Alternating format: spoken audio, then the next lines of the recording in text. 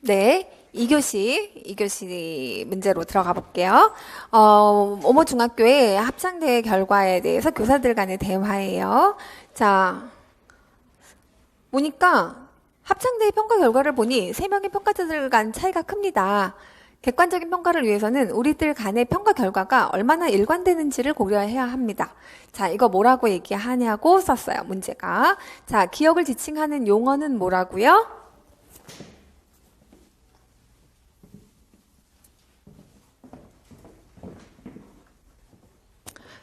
자, 1번 신뢰도. 자, 그리고 니은에 해당하는 니은은 뭐예요? 단계별 수준을 진술문 형태로 제시하는 것을 무엇이라고 해요? 루브릭이라고 하죠. 자, 그래서 서술형 문항이긴 한데 서술형 문항 중에 반 이상은 목적어는 무엇이다. 무엇을 무엇이라고 합니까? 무엇은 무엇이다. 무엇은 무엇이다. 이렇게만 쓰면 다 되는 것들이 대부분이었어요. 그래서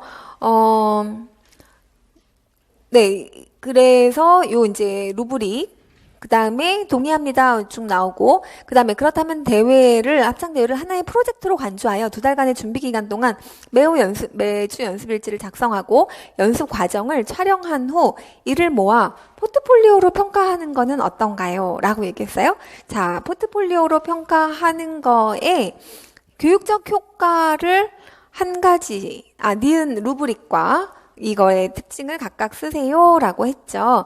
자, 일단 우리 문제에서는 이거 잠깐 비춰주시겠어요? 그 포트폴리오 키맵에서 뭐가 일단 가능하냐면 포트폴리오를 사용을 하게 되면 학생의 진전의 계속적인 평가가 가능해요. 과정을 평가할 수 있어요. 그 다음에 평가 수업의 통합적인 거가 가능하고, 그 다음에 고차원적인 사고 기술을 평가하는 게 가능하고, 교수학습 과정에서 교사와 학생의 상호작용을 평가하는 협동적 접근도 가능하다.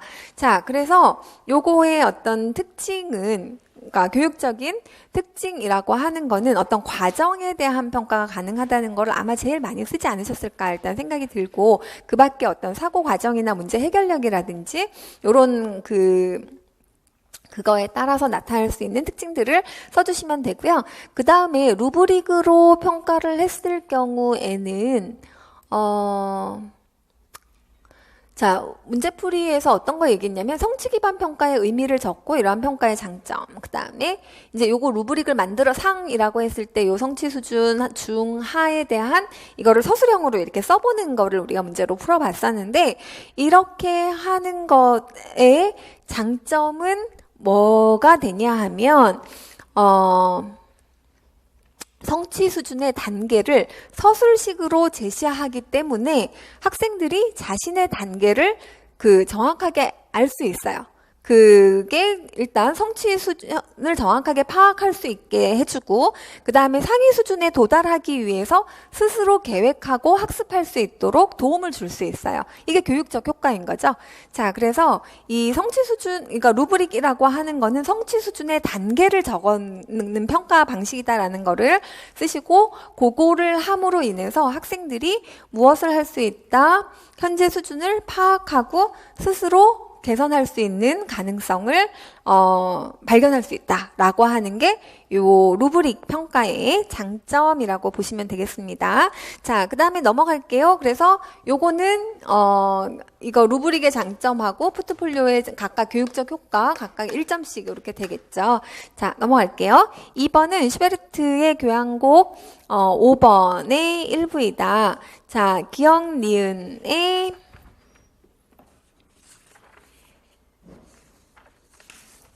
네, 2번 볼게요. 2번은요, 기억은, 뭐, 우리가 2차적 감칠화음하고 점어는 하도 많이 하셔서, 그냥, 어떤 선생님은 나중에 진짜 시간 없으면 점원으로 찍겠다고 하신 분도 계셨는데, 자, 첫 번째 기억은, 7도의 5, 6이면서 뭐에 대한 예, 사도에 대한 요게 기억이고요. 그 다음에 니은은 점원 6이죠. 거의 뭐 우리 매번 이런 식의 문제 모의고사가 항상 예 아니면 예 이렇게 답이었잖아요. 그 다음에 기억 니은 디귿. 이제 요런 것 때문에 요거 기능에 대한 부분을 선생님들이 좀 어려워하셔갖고 제가 8주차 마지막 자료 때 뭘 드렸었냐면 화성에 대해 여기 잠깐 비춰주실래요?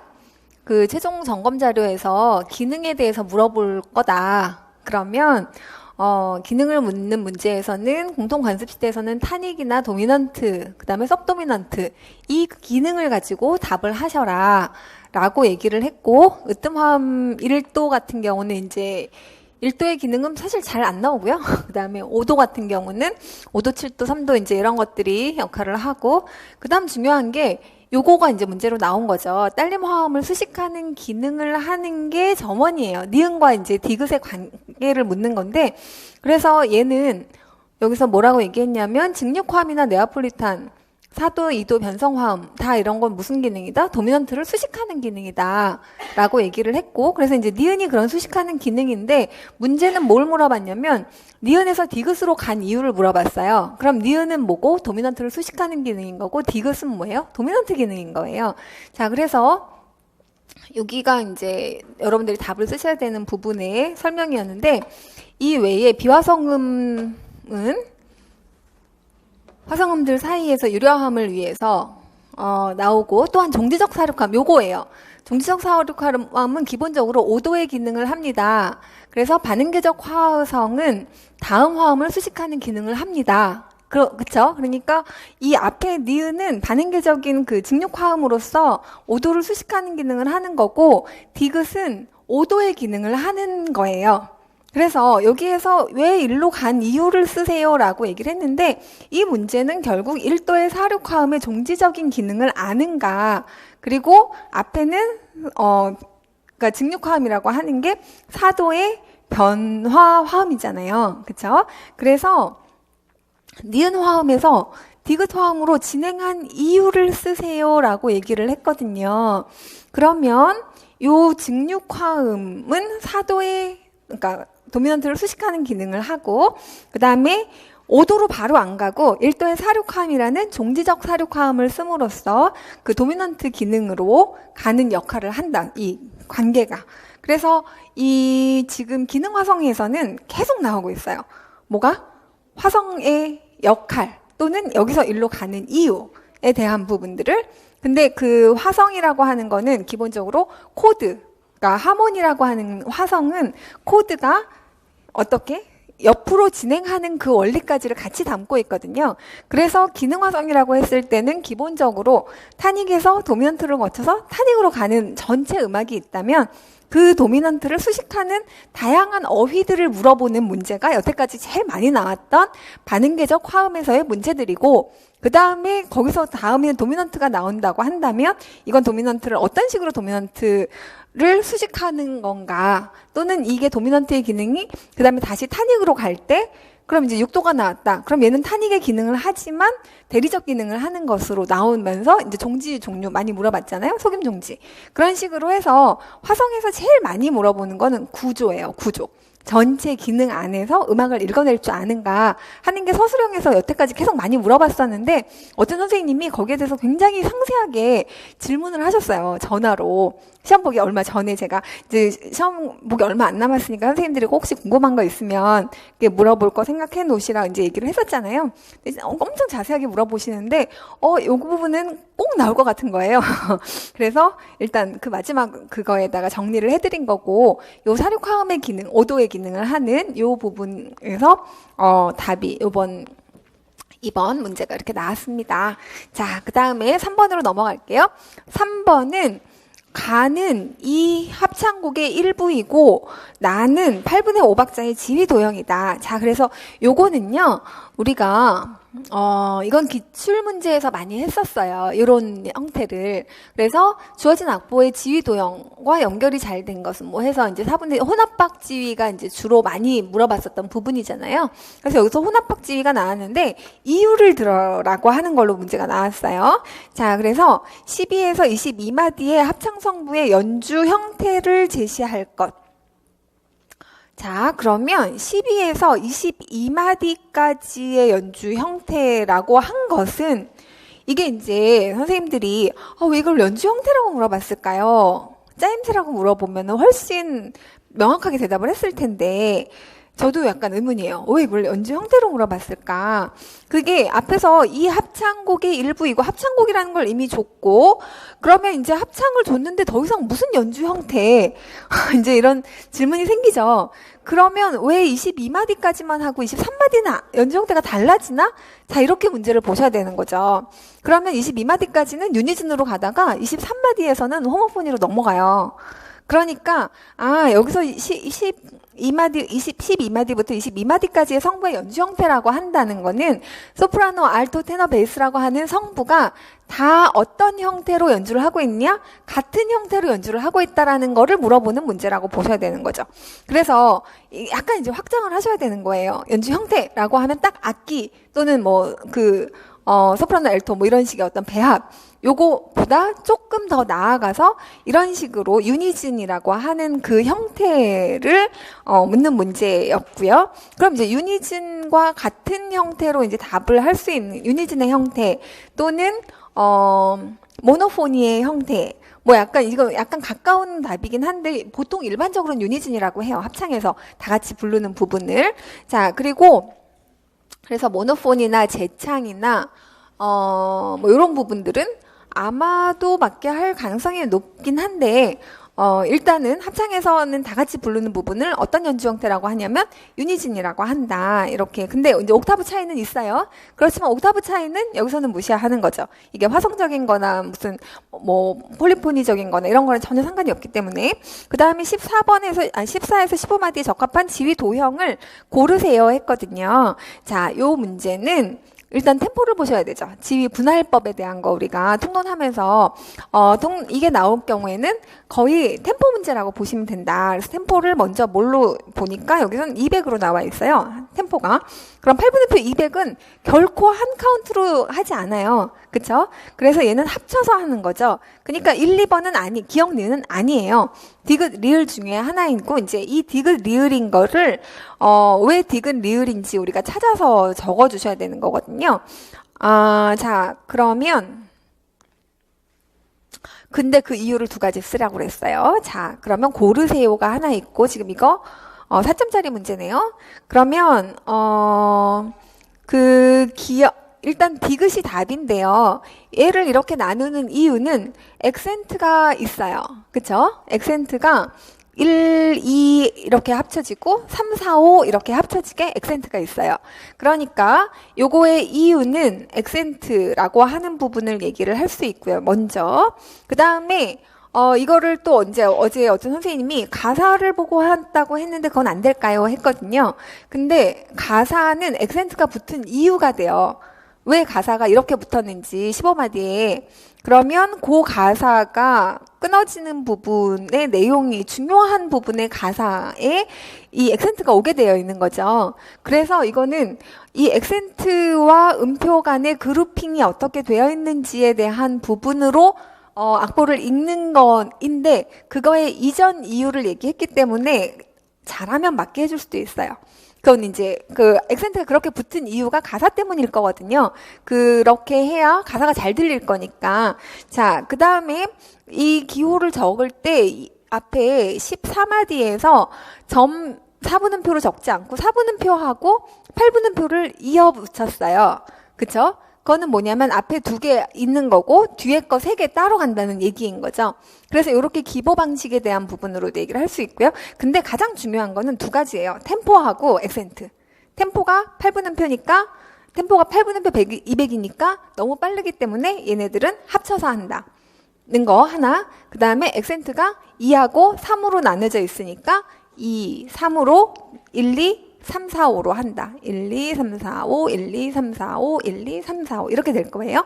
자, 요거가 가장 티피컬한 답이에요. 방금 말씀드린 그 두 가지가 템포에 대한 거 200이니까 한 카운트로 안 하고 묶어서 카운트한다 하는 거 하나. 두 번째는 액센트가 1, 2 하고 3, 4, 5가 묶여져 있기 때문에 이렇게 한다라고 하는 이유가 두 번째. 그 나머지 제가 이렇게 얘기해 드렸던 거는 그 액센트가 그렇게 가는 이유나 그 밖의 것들의 이제 조금 부연적인 이유들이어서 뭐 조금 이렇게 넓게 채점을 한다고 하면, 그러니까 좀 후하게 채점을 한다고 하면 맞게 할 수도 있는 부분들이에요. 이유에 대한 거. 자, 그 다음에 2, 3의 숫자로 사용하여 제시할 것. 23마디. 그러면 여기는 몇 분의 몇 박자로 바뀌었어요? 네, 8분의 9박자인데 어떻게 가고 있어요? 2, 3으로 가고 있죠?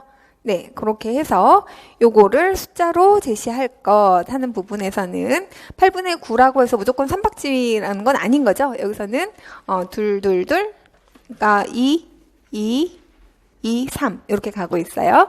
자, 여기까지 해서 3번 설명드렸고요. 자, 그 다음에 4번을 보시면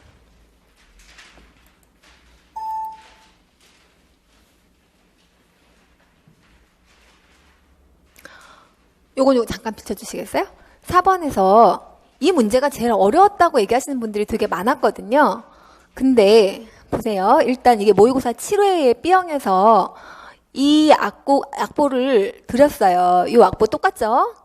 이 PD 악보로 된 악보를 드리면서 이거의 연주 형태적, 장단적 특징을 서술하라고 문제를 냈어요. 이게 우리 7회에서 풀어봤던 건데, 자, 이 문제는 보시면 우리 4번 볼까요? 변주 관계에 있는 악곡의 일부다. 근데 변주에다가 꽂히시면 안 되고요. 문제를 잘 읽어보세요. 두 악곡의 공통점과 차이점. 자, 공통점이라는 거는 가만 알면 문제 풀 수 있는 거예요. 그죠? 자, 그러니까 여기서 공통점은 악곡명과 연주 악기의 측면에서 각각 한 가지씩을 제시하세요. 그럼 악곡명 이거는 무슨 곡이에요? 평조해상의 상령산이죠. 그쵸? 그러니까 우리가 문제에서 요거를 악곡에 대한 거를 하면서 평조해상의 상령산에서 이거 연주 형태적인 거를 다 봤단 말이죠. 그럼 요것만 쓰면 이 점은 그냥 받는 점수예요. 공통점이니까. 나가 무엇이든 상관없이. 그쵸? 공통점이라고 하는 것은. 자, 그 다음에 작성 방법에 따라서 차이점을 보죠. 악곡의 형태, 장단적 측면에서 각각 차이를 쓰세요 했어요. 자, 그러면 이 악곡은 악보만 읽어주시면 되는 문제예요. 그쵸? 우리가 평조해상은 알고 있다시피 6446으로 나오면서 쌍변고요로 나오고 있어요. 근데 나는 보니까 뭐가 없어요. 뭐 별 룰이 없어요. 그쵸? 이게 그룹핑이 안 돼 있어요. 6446으로 돼 있지도 않고 6336으로 돼 있지도 않고 그런 걸로 봐서는 얘는 뭐 어떻게 연주하는 거예요? 그냥 불규칙하게 연주하는 거예요. 그래서 여기까지도 감점이 되면 안 돼요. 근데 시험 끝나고 나니까 이제 저는 악보를 아직 시험지도 안 봤는데 선생님들이 변주가 나왔는데요. 그 변주된 곡이 뭔지 모르겠어요. 이제 막 얘기를 하시는 거예요. 그러니까 이게 무슨 곡인지 모를 때 그거에 대한 당혹감을 잠깐 들더라도 가가 뭔지 문제를 바로 7주, 한 2주 전에 풀었으니까 이 곡은 아셔야 되는 거고 그걸 알면 3점은 일단 챙기는데 이제 연주 형태화라고 되어 있거든요. 그러면 가는 뭔지 우리가 알고 있어요? 이것도 알고 있죠? 그럼 0.5점만 깎이는 문제예요. 이 문제는. 나를 뭘로 연주할 건가? 이거거든요. 자, 근데 둘이 악기가 똑같다고 그랬거든요. 그러면 똑같으면 향피리로 연주를 하는 거예요. 자, 그럼 향피리로 연주를 하는데 연주 형태가 다르대요. 자, 그러면 얘는 둘 중에 하나겠죠. 관악합주 아니면 솔로. 그쵸? 자, 거기에서 이제 상령산이라는 걸 알면 상령산은 우리가 단소로도 연주하잖아요. 그러니까 이런 곡들이 어떻게 이렇게 플렉서블하게 연주되고 있는지에 대한 거를 약간 유추해서 솔로까지 적으면 완벽하게 추정한 것이에요.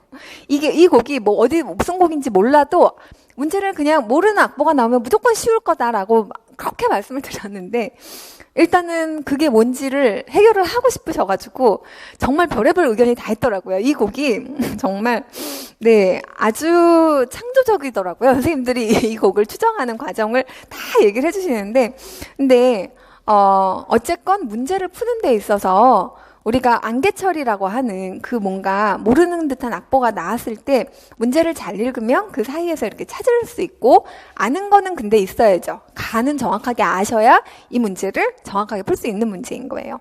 자, 근데 약간 올해 문제가 약간 그런 식이에요. 다음 문제도 약간 그런데요. 다음 문제는 요거는 약간 헷갈릴 여지가 있지만 이것도 전혀 여러분들이 너무 많이 했기 때문에 이거는 보세요. 그림도 거의 똑같죠? 이게 언제 8회 B형 문제예요. 8회 모의고사 8회 B형 문제인데 이 곡을 신체 표현하기 그다음에 이게 서술형 5점짜리 4점짜리였군요. 그 다음에 설명하기, 발표하기의 기능을 주요 활동으로 계획했어요. 이걸 감상한 다음에. 그래서 가와 나를 묶고 다와 라를 묶어서 근데 다와 라는 제가 이 문제랑 상관이 없어서 뺐고요. 성취 기준을 제시한 다음에 조건에 따라서 쓰세요라고 되어 있으면서 춤의 이름이 구체적으로 드러나도록 각 악대와 이걸 제시하고 그 다음에 그 기능에 따른 활동을 쓰라고 했으면서 요 그림이 이제 이렇게 나왔잖아요. 자, 그래서 요렇게 춤을 추고 있으면서 요거는 지금 요 그림과 거기 니은의 그림을 보시면 일단은 얘네가 일무 중에서 뭐인 거예요? 문무를 하고 있죠. 그쵸? 그리고 자리도 연주 악대가 그럼 등가인지 헝가인지 그리고 문무를 하는 자리는 지금 여기 세 개밖에 없잖아요. 영신, 전패, 초헌이에요. 자, 그 다음 문제를 한번 보시면 우리가 문제 13주차 모의고사 때 1번 기입형 문제에서 뭘 했냐면 27곡으로 구성이 된다. 자, 11곡이 이렇게 연주가 되는데 이 초헌 내의 첫 곡과 그 다음에 이제 이게 그러니까 영신, 전패, 그러니까 진찬과 초헌을 어떻게 구별하는지에 대한 그런 부분을 문제로 다뤄봤었어요. 그래서 여기 조상님의 덕이 우리 후손을 열어주시니 자 이렇게 덕을 찬양하는 게 초헌이죠. 그리고 변변치 않는 물건이오나 하면 이거는 뭐예요? 진찬이에요. 근데 여기 가사를 보시면 조상님이 덕을 쌓으신 덕을 끝맺으려 하와 우리의 사업을 준나이다. 자 이거 뭐 하는 거예요? 초헌인 거죠. 그러니까 요 두 가지만 우리가 보시면 그러니까 사실은 다 공부를 했던 것들을 이제 조합해서 풀어야 되는데 근데 여러분들이 약간 헷갈리신 부분이 뭘까 생각을 해봤더니 그 다음에 나오는 지문에서 잠시만요. 5번, 6번 문제에서 일무를 추고 나의 가사를 노래하고 있다고 가정했을 때 진행 중인 절차가 무엇인지 찾아 쓰고 그 다음에 가나다의 자료를 근거로 해서 판단한 이유를 세 가지로 서술하세요가 나와 있거든요. 그러면 가에서 이거는 어디에서 연주하니까 등가에서 연주하니까 라고 하는 이유가 하나 있는 거고 나에서는 조상님이 덕 쌓으신 덕에 대한 거를 찬양하는 노래인 거니까 요거는 초원에 나와야 되는 가사인 거고 그 다음에 다의 그 절차표를 보니까 영신, 전패, 진찬 뭐 이렇게 해서 이제 요 초헌과 이게 보태평 전곡이라는 거를 알 수 있고 문무를 하는 것인 걸 알 수 있고 일무는 문무를 하는 거죠. 자, 그러니까 기억 니은의 요 연주 형태적인 특징과 가사적인 특징과 절차적인 부분에서 이 이유를 세 가지를 쓰셔서 가나다의 자료를 근거로 판단한 이유를 쓰시면 되는 문제이네요. 자, 그리고 잠시만요. 요 문제에 혹시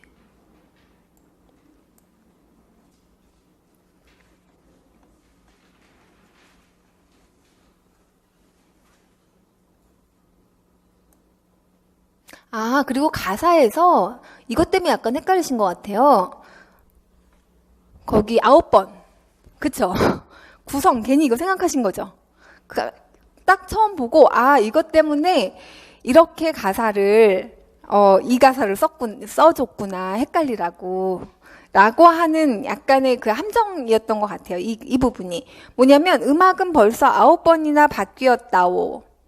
자, 똑같은 걸 9번을 한 게 아니고요. 가사가 9번이 바뀐 거예요.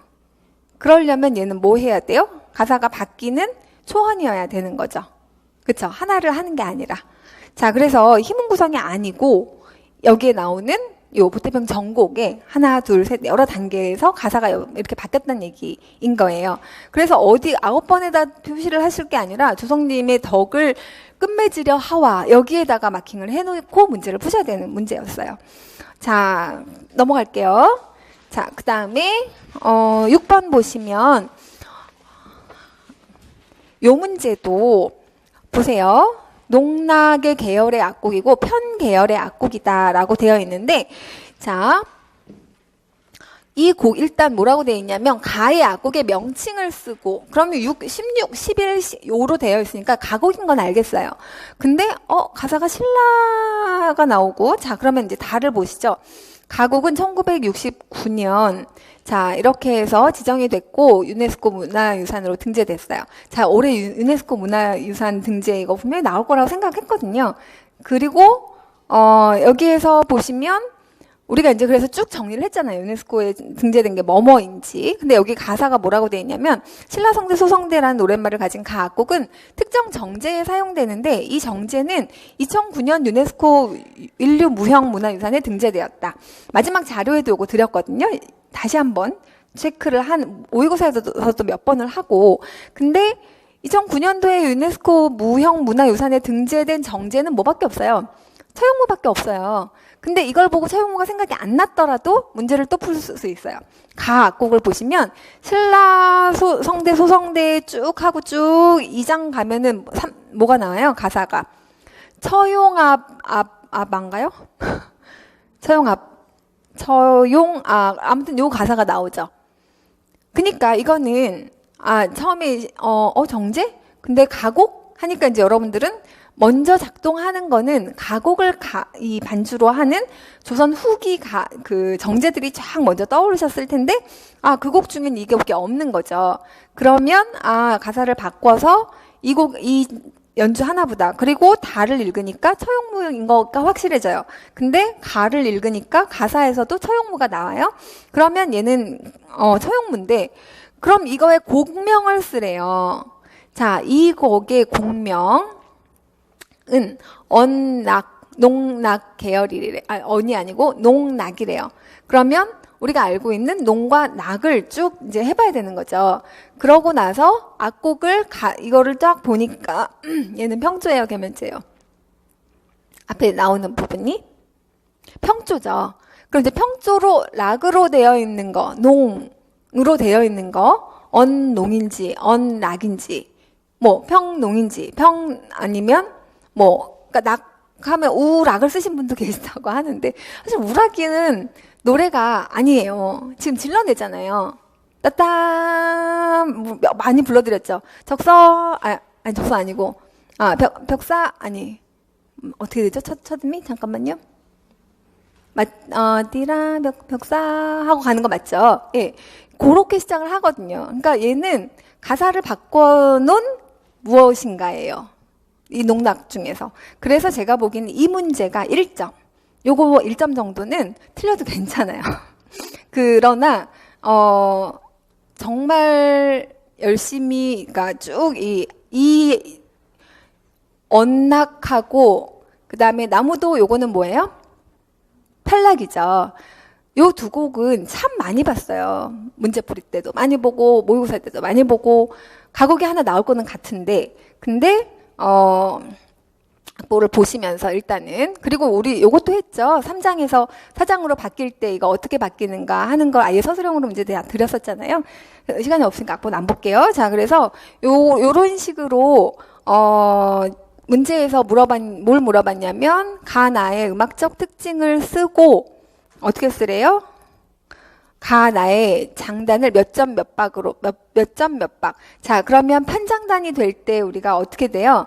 빈 박만 빼면 되죠. 그러면 둘 다 10점이죠. 치는 점수는 10점인데 가는 16박 10점인 거고 나는 똑같아요. 그죠? 빈박을 다 뺐으니까. 그래서 10점 10박이에요. 이렇게 해놓고 비교 서술을 할 것. 그럼 이제 그 빈박 다 뺐다는 얘기 하면 되죠. 그러면서 편장단으로 돼서 빨라졌다라고 하는 얘기를 쓰면 되고, 그다음에 나는 악곡의 선법적 특징을 쓰세요 했어요. 자, 그러면 악보상의 출현음과 식임새를 중심으로 서술할 것. 이거 언젠가 나올 줄 알았어요. 그죠? 우리 여러 번 했어요. 이 부분에 대해서. 그래서 그러니까 이 무슨 자리가 바뀌어요? 퇴성 자리 바뀌고 그다음에 나오는 자, 그래서 반우반계인데 황대중임남이 출연을 하는데 초장에서 둘째 각에서 중에서 태로 퇴성을 하다가 사장에서는 임에서 중으로 퇴성을 해요. 똑같은 문제 다 풀어봤죠. 자, 그래서 요렇게 푸시면 되고요. 그 다음에 7번 이거는 너무 간단한 문제였죠. 그래서 요거 같은 경우는 7번은 서로 다른 캐논의 방식이다. 하나는, 그러니까 앞에는 캐논이고요. 뒤에는 뭐예요? 네. 쇤베르크. 자, 요거는 아니요, 안 비춰주셔도 될 것 같아요. 그냥 참고자료 보세요. 일단 그러니까 올려드릴 참고자료 보시면 그냥 똑같아요. 악보가 완전 둘 다 거의 똑같이 냈거든요. 그래서 첫 번째 기억은 뭐고, 예, 전이고, 반행도 맞아요. 그 다음에 니은은 뭐고, 축소, 디귿은 뭐고, 역행. 그래서 요건 캐논 방식에서 우리가 이제 문제풀이 때 풀어본 거고, 그 다음에 나는 요것도 문제풀이에서 그대로 풀어봤는데 기본 음열 해서 이제 나머지 음열도 쫙 확인했었는데 A는 뭐냐면 역행이에요. 그러니까 이거랑 같은 거는 디귿이고, 자, 여기서 이제 한 가지 주의할 거. 음열의 형태. 그러면 음열의 형태는 그러니까 이거를 음열의 형태나 음을 사용하여 적으라고 했거든요. 이유를 쓸 때. 그러니까 기본 음열이 아니고 B 플랫, E, F 샵, E 플랫, F 해갖고 C까지죠. 이렇게 순서로 되어 있는 거가 여기 음열을 사용해서 적을 거면 거꾸로 되니까 C, B, G 샵, G, C 샵, D 이런 식으로 해서 쭉 음열을 거꾸로 적어주시면 되는 거고요. 그 다음에 음열 형태라고 했으니까 기본 음열이 P0잖아요. 그럼 그 P0에 대해서 얘는 뭐가 될까요? R이 되는 거죠. 예, 그래서 R0 이렇게 적어주시면 그것도 그렇게 해도 맞고 음열을 이렇게 쭉 다 열고 하셔도 맞고요. 자, 여기까지. 그 다음 마지막 이거는 이제 궁금해하시는 분들이 많아서 어제 간단하게 이제 설명을 드리긴 했는데 요거는 이제 어제 거는 녹화를 따로 어제 이제 질문 위주로 진행을 한 거라 인강 선생님들이 이렇게 이쪽에서 질문하시는 동안에 제가 이렇게 보고 있다가 얘기하고 이러면 무슨 질문을 했는지 이거 그래서 오늘 이제 따로 그냥 인강 선생님들이 좀 듣기 편하실 수 있도록 다시 녹화를 하는 거거든요. 그래서 요거는 잠깐 비춰주시겠어요? 하그리브스 문제는 우리가 두 문제만 그냥 합쳐서 답을 하시면 돼요. 문제풀이 반 때 했었던 하그리브스 여기 보세요. 하그리브스는 영역에 관계없이 인지 발달 구조의 보편성을 주장한 피아제의 인지 발달 이론은 주로 논리 과학적 사고를 위한 인지 과정을 강조하는 문제점이 있다고 주장하였으며 예술 영역에서의 인지 과정은 다름을 주장하였다. 자, 그러면서 각 단계상의 특징을 이제 고르라고 하는 문제를 이렇게 전체 문제 드리기 전에 36번 위에서 이제 이렇게 쭉 드렸어요. 그러니까 요게 여기서 쓰라는 서론, 본론, 결론은 여러분들이 쓰시면 되는 거고, 서론에서는 문제 제기해 주시면 되고, 결론에서는 요약 정리, 대안 이런 거 써주시면 돼요. 그 다음에 하그리브스가 어떤 점에서 피아제의 인지발달 이론을 비판했는지 방금 요거 쓰셨고, 그러면서 피아제의 2, 3단계와 하그리브스의 2, 4단계를 비교하세요 했거든요. 자, 그래서 2, 3, 4단계는 형상적 단계는 실제로 존재하지 않아도 사람 상황을 상징화할 수 있는 능력이 나타난다. 그래서 눈에 보이지 않는 음악을 듣고 그림으로 표현할 수 있다. 이게 굉장히 중요해요. 음악을 듣고 그림으로 표현할 수 있다. 이게 뒤에 무슨 문제랑 연결되는 부분이에요? 감상 문제랑 연결되는 거예요. 그래서 감상을 한 다음에 선율선을 그려라. 또는 그 윤곽을 그려봐라 라고 하는 활동을 하는 게 요 단계인 거예요. 적용할 때. 어떤 활동을 할 거냐? 교육과정에 나와 있죠. 음악을 듣고 신체 표현을 하거나 그림으로 표현을 하거나 그 다양한 이제 표현에 대한 부분이 나와 있는데, 그게 이제 그 뒤에 적용되는 부분이고요. 그 다음에 38번에서는 도시적 단계가 이제 세 번째 단계인데, 그 성인의 여기에서는 혼합되어 있어요. 그래서 이때 가락적 특징의 보존 능력이 나타나요. 그러니까 뭐보다 빨라요. 7세에서 11세라고 구체적 조작기에서 뭐가 나타난다고 그랬어요? 이 보존 능력이 나타난다고 본 거에 비해서 이 도식적 단계는 5세니까 훨씬 빠르죠. 이 두 가지 비교하는 부분에서는 이제 그런 내용들도 비교 대상이 되겠죠. 그리고 그거는 이제 음악적인 부분에 있어서의 어떤 보존 능력, 그러니까 이 음악을 듣고 이게 같아요, 달라요, 뭐가 달라지는 요소가 있다 하더라도 그걸 파악하는 거는 7세까지 가지 않아요. 뭐냐면 논리수학적 지식에서는 그렇게 한다고 하더라도 음악에서는 그게 좀 다르다는 거죠. 그래서 그런 다름을 강조하면서 제시한 게 하그리브스가 음악이나 이제 다른 예술에 적용될 수 있는 부분들로 얘기를 한 거고, 그 다음에 그런 비교 부분에서 이제 좀 이런 얘기들이 나올 수 있겠죠. 그 다음에 발달 단계의 특징을 논할 때 하그리브스의 2, 4단계의 특징을 서술하세요. 그러면 이제 요 36번부터 37번까지의 문제가 이제 문제풀이에서 우리가 했던 부분이고, 여기 문제풀이반에서 전조작기하고 구체적 조작기만 또 문제를 냈어요. 여기가 중요하니까. 왜냐하면 주요 개념이 다 여기서 나오거든요. 그러니까 여기랑 여기를 비교하라고 문제가 나온 거예요. 딱 이렇게 두 단계하고 저기는 요 앞에 세 단계. 하그레이브스는 2, 4단계를 이제 문제로 드렸었고, 그 다음에 피아제는 요 2, 3단계를 문제로 드렸었는데, 여기에서 이제 집중성이 나타난다는 것과 그 다음에 이제 보존 개념이 생겨나는 시기에 대한 부분에 대한 거를 특징으로 쓸 수 있겠죠. 그래서 어쨌건 요 두 과정에 대한 것들을 비교를 하는 거는 이렇게 하시면 되고, 그 다음에 모의고사 문제에서 하그레이브스의 단계를, 이거는 3회 문제였었는데 이 3회 문제 보고 나서 반응이 저는 아직도 생각나거든요. 어떤 선생님이 뭐예요? 아이패드에 커버를 이걸로, 제가 드린 표 있잖아요. 그걸로 해놓고 카톡 뭐라 그래? 푸사. 또 그걸로 해놓고 모든 걸 다 그걸로 도배를 해놨는데 이 문제를 틀렸다고 그러셨어요. 그래서 제가 웃기기도 하고 슬프기도 하고, 정말 노력이 너무 가상한데 이 부분이 진짜 안 외워지는구나 라고 생각을 했었는데, 올해 문제는 완전 단순 암기 문제는 아니지만 어쨌건 발달 단계라고 하는 부분은 그 단계별 특징을 명확하게 알아야지 좀 풀 수 있는 거잖아요. 그렇게 나눈 이유와 이런 부분을 또 포괄적으로 냈고, 중요한 거는 하그레이브스는 가창, 인지, 창작, 그 다음에 이제 상징까지로 나눴다는 것도 중요해요. 그것도 피아제랑 구별되는 부분이에요. 그래서 피아제랑 구별하는 부분은 그런 주요 개념에 대한 부분도 구별할 수 있고요. 그 다음에 음악에 집중했을 때, 음악이란 예술 과목에 집중했을 때 나타날 수 있는 그 특징들이 가창, 인지, 창작, 상징 이런 부분에까지 이제 적용을 하는 그거를 넓게 그 변수들을 나눠놨다는 거가 또 이제 그 비교 대상이 될 수 있겠죠. 자, 그래서 그리고 요거에 대한 특징을 우리가 요거는 이제 그러면서 그때 문제 풀이할 때 요거를 중심으로 문제를 풀었는데, 왜 제가 여기다가 빨간색으로 표시를 해놨냐면 이 2, 3, 4단계에 해당하는 가창, 상징, 인지, 창작에 해당하는 부분을 가지고 뭘 답을 쓸 수 있는 거예요? 그 아래 맨 마지막에 각 단계에 해당하는 음악 활동은 감상하기에 국한하여 서술할 것. 그럼 이제 여러분들이 또 한 번 고민. 가창, 창작, 감상이 없네? 어딜까요? 인지겠죠. 인지는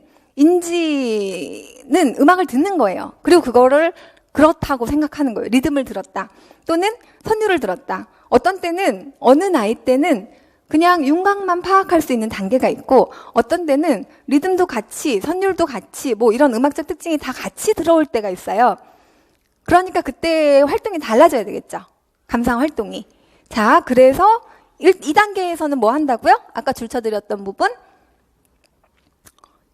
2단계에서는 감상 활동을 할 때 음악을 듣고 그림으로 표현하는 활동을 하는 것이 가장 이 감상 활동으로서 여러분들이 그러니까 표준적으로 적을 수 있는 답이라고 생각이 들어요. 왜냐? 이름이 뭐예요? 형상적 단계예요. 형상이라는 말은 피겨예요. 피겨. 그러니까 그림이라고 하는 묘소가 빠지면 곤란하겠죠. 자, 그래서 요 단계는 그걸 나눈 이름만 생각하시면 돼요. 두 번째 단계는 뭐예요? 그러니까 3단계는 스키마예요. 도식이라고 하는 게. 근데 그 스키마가 여러 개가 들어오는 거예요. 하나가 아니라. 그래서 리듬도 하면서 뭐도 하고, 선율도 하고, 그 다음에 또는 샘여림도 하고, 막 이런 것들이 같이 들어오는 단계예요. 감상을 할 때. 그래서 그 감상 활동에 있어서 그 시기의 특징을 같이 얘기하면서 얘기를 하려면 무슨 얘기를 할 수 있어요? 이게 윤곽에 그치는 거는 비유적 단계 또는 형상적 단계고, 가락의 특징이 보존되면서 여러 가지 그걸 같이 할 수 있다라고 하는 부분에 앞에 설명이 나와 있거든요. 여러 요소들, 스키마가 같이 생긴다는 거.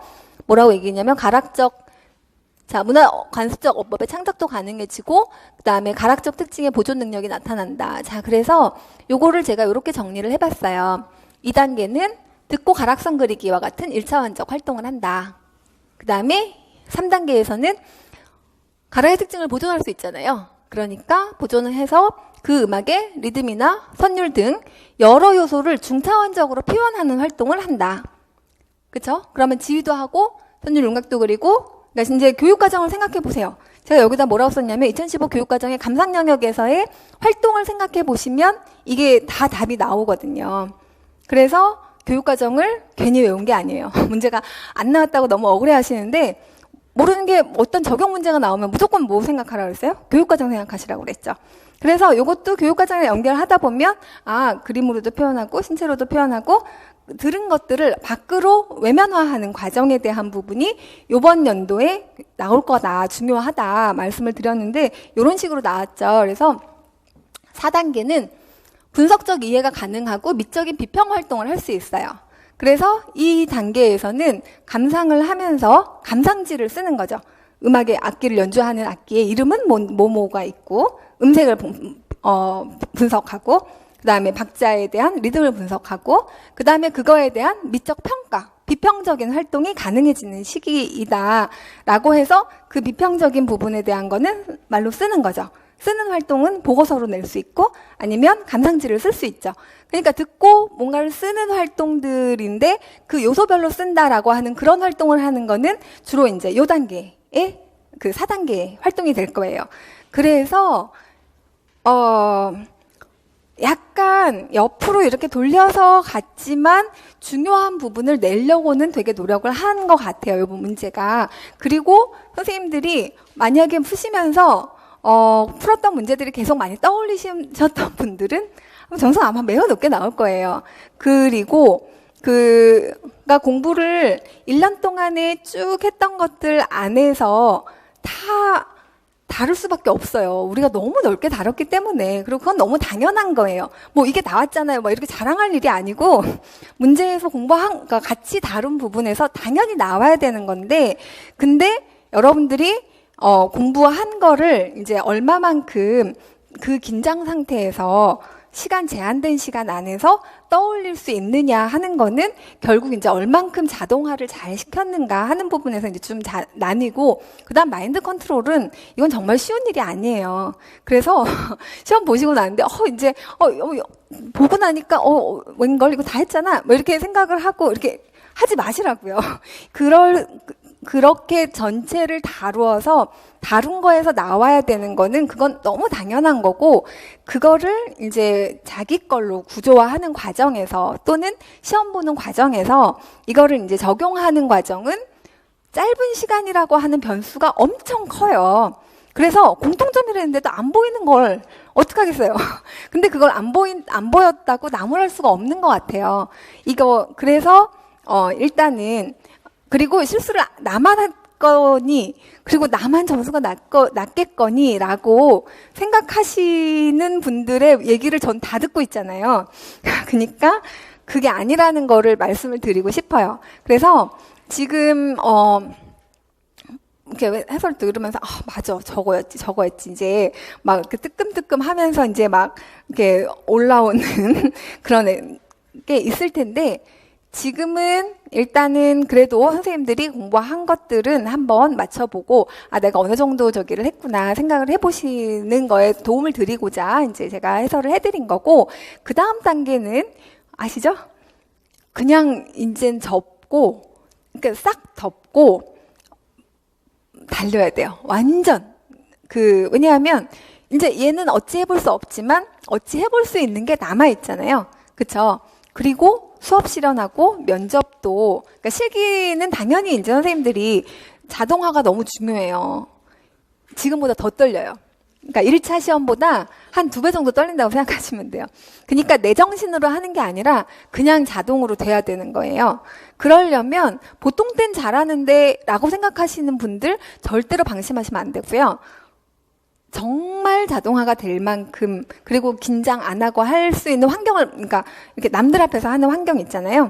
그런 거 우리 이제 모의고사 같은 것도 할 거 그럴 거거든요. 그래서 해보시고 수업도 남들 앞에서 그냥 깨져보고 막 그걸 빨리빨리 해서 자기를 깨세요. 그래서 시험에서 원하는 수준이 어느 정도인지는 제가 오랫동안 이제 해왔으니까 알잖아요. 자, 요 정도면 거의 만점이에요. 라고 하는 수준이 있어요. 거기까지 가는데 3주 안에 갈 수 있어요. 열심히 하시면. 그래서 3주 안에 수업 실현과 그 다음에 면접을 절대로 소홀히 하시면 안 돼요. 면접에 대해서는 제가 수업 시간 때 말씀드릴게요. 그래서 그거는 보통 스터디 팀으로 같이 진행을 하게 될 텐데 같이 동시에 진행하시고요. 적어도가 아니라 최대로 많이 점수를 벌리면 7, 8점 벌릴 수 있어요. 수업 실현하고 면접에서. 그러니까 아주 잘한 둘 다 만점을 받았다. 그러면 내가 커트라인으로 붙어도 충분히 붙을 수 있다는 얘기인 거예요. 근데 실기는 어느 정도 이제 느는 그 속도라는 게 있잖아요. 그래서 실기는 당연히 그러니까 포기하지 않고 최대한 열심히 하셔야 되지만 수업 실현하고 면접에서 예전보다 변별도가 매우 높아졌으니 거기를 집중적으로 해서 좀 더 이 안정적으로 점수를 받으실 수 있도록, 그리고 이 수업 실현과 면접은 다 예측 가능해요. 이게 예측 가능한 것처럼. 그래서 근데 예측 가능하다고 얘기를 다 해드려도 결국엔 그거를 소화하는 건 나예요. 본인들이에요. 그걸 본인들이 소화할 시간을 만들지 않으면 뭐가 나오고 어떻게 해야 되는 거를 다 알려드려도 결국 내 걸로 삼고 가지 못하면 점수가 연결이 안 되잖아요. 너무 안타깝잖아요. 그러니까 어디까지 어떻게 해야 되는지는 잘 안내를 도와드릴 테니까 하라고 하는 부분들은 그냥 정말 체력의 그러니까 끝을 그러니까 1차보다 2차가 훨씬 더 체력이 힘들거든요. 그래서 잘 드시면서 한 달 동안 잘 꾸려가 보세요. 그리고 아까 얘기 들어보니까 단수하고 뭐가 가능하다고요? 민요하고? 그거 신청 가능하다고 하거든요. 그래서 선생님들 혹시 신청 못 하셔서 지금 막 어제 난리가 났나 봐요. 그거 피아노 때문에 피아노랑 실기 신청하는 것 때문에 아침부터 막 그 시간 저기 때문에 엄청 어려웠다고 그 신청 거의 뭐 3초 만에 하신 분도 있어요. 그때 안 하면 네, 원하는 시간에 하기가 되게 어렵다고 하더라고요. 근데 어쨌건 최대한 여러분들의 잠재력을 이제 막 무한정 끄집어내셔가지고 한 달 안에 나머지 것들을 최대한 만점에 가깝게 다 받으실 수 있는 시간이니까 같이 한번 열심히 해보도록 합시다. 자, 수고 많으셨어요.